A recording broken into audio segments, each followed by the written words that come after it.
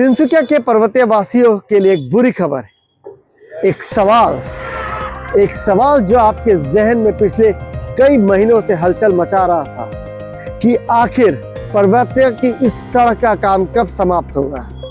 इसका जवाब ढूंढते ढूंढते हम पहुंच गए पीडब्ल्यूडी रोड्स के एसडीओ के दफ्तर में। वहां हमें एक चौंकाने वाली बात पता चली। लगभग 2 किलोमीटर लंबे इस ड्रेन और सड़क की डेडलाइन कुछ महीने पहले ही समाप्त हो चुकी थी। बावजूद उसके अभी तक यहां सड़क के निर्माण का काम शुरू भी नहीं हो चुका है।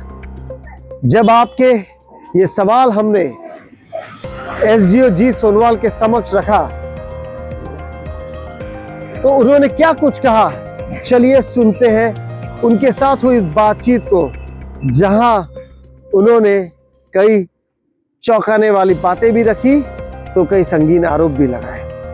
मोजो न्यूज की तरफ से मैं ऋषु कलंत्री। ৰাইজে অলপ মানে ইয়াৰ পেচ অফ ৱৰ্ক লৈখিনি অলপ হেৰি কৰি আছে কি বহুত মাহৰ পৰা মানে এতিয়া বছৰ হৈ গ'ল, কামটো হেকে হোৱা নাই, চলি আছে আৰু এইটো লৈখিনি বহুত অসুবিধা পাই আছে আহা যোৱাতে। ৰাইজ বিশেষকে পৰ্বতীয়াৰ বাসিন্দাৰ বহুত অসুবিধা পাই আছে। কি কাৰণ আছে যিটো সেই ড্ৰেইন আপোনাৰ মোষ্ট লাইকলি এইটো 1.975 কিলোমিটাৰ আছে না, ইমান টাইম যিটো লাগিছে, ইমান স্লো পেচ কিহৰ কাৰণে?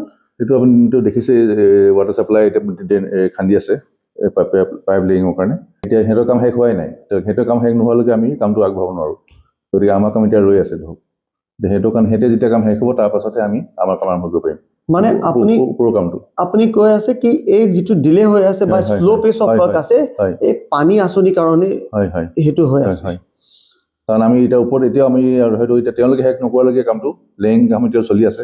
গতিকে এতিয়ালৈকে শেষ হোৱা নাই, এইটো কেতিয়া শেষ হ'ব, যেতিয়া তেওঁলোকৰ কাম শেষ হ'ব আমালৈ শেষ নভা কৰিব তেতিয়াহে আমি তাৰ পৰা কাম কৰিব। আমাৰ ডিপাৰ্টমেণ্ট লৈছিলে কাম আৰম্ভ কৰাৰ আগত আপোনাক এইটো জনাইছে নেকি? নাই জনোৱা নাই, খানা আগত জনোৱা নাই, মনে কৰি থাকে আৰু ৰাতি কাম কৰে।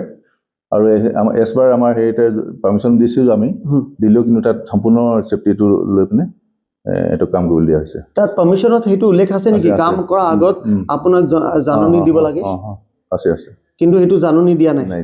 মানে বেসিক্যালি যেটো আপোনাৰ টাৰ্মস এন্ড কন্ডিশন আছে এনওসি বা পাৰমিশন সেইটো ভাইলেট কৰিছে ক'ব পাৰো। আৰু এটা কথা যেটো ৰাতি খান্দিব তাত মানে ডাইৰেকশনস কি আছে কি হেতু লগে লগে ৰাতিপালৈ আকু লগে লগে তো ইমিডিয়েট ৰেষ্টৰ কৰি দিব লাগে, ইমিডিয়েট ৰেষ্টৰ কৰি দিব লাগে, কোনো যাতে ট্ৰাফিকৰ কোনো ডিস্টাৰ্ব নহয়। কিন্তু এটো লৈ কি ধৰণৰ এই কোম্পানী যেটো CEEPL ঠেকা পাইছে তাৰ ওপৰত কি ধৰণৰ বিভাগ একশন লবলৈ চিন্তা কৰিছে? কাৰণ আজি এইটো এক বছৰকে বেছি হৈ গ'ল, আমি ওয়াৰ্নিং দি আছো কামটো সোনকালে শেষ কৰিব লাগে। তেওঁলোকে কিন্তু তেওঁলোকে তেনেকৈ কৰি আছে, আমাৰ ফালৰ পৰা আমি জনাই আছো সিহঁতক। কিন্তু যেটো ৰুলছটো ভাইলেট কৰি আছে, আপোনাৰ পাৰমিশনটো ভাইলেট কৰি আছে, ইয়াৰ ওপৰত কি একশন আজিলৈকে আমি একো দেখা নাই। ৰাইজে মানে আজি এক বছৰকে বেছি হৈ গ'ল ভুক্তভোগী হৈ আছে, কিন্তু একশন তাৰ ওপৰত কেলে হোৱা নাই? একশনটো একচুয়ালি একশন মানে আমি হেৰি কৰি আছো এতক যে কি কয় এইটো ৰেষ্টৰটো কৰিবলৈ কৈছো এতক, কিন্তু এই তেওঁলোকে কিছুমান কৰিছে নকৰা নহয়।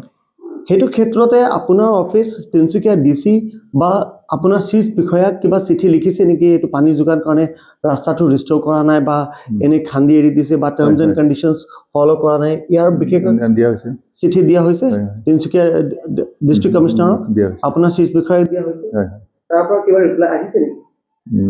ৰিপ্লাই অহা নাই।